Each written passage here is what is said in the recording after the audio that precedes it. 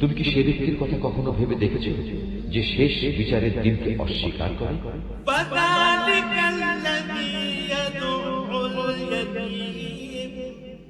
এ তো হচ্ছে সে ব্যক্তি যে নিরীহ এতিমকে গলা ধাক্কা দেয়।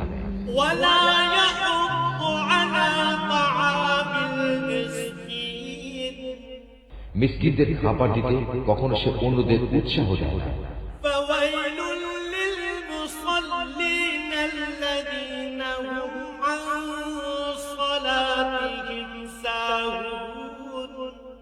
মর্মান্তিক দুর্ভোগ রয়েছে সেসব মুনাফিক নামাজির জন্য যারা নিজেদের নামাজে উদাসীন থাকে।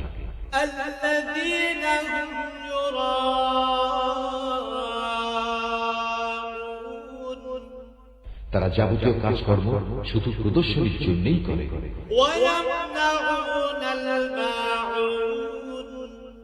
এবং ছোটখাটো জিনিস পর্যন্ত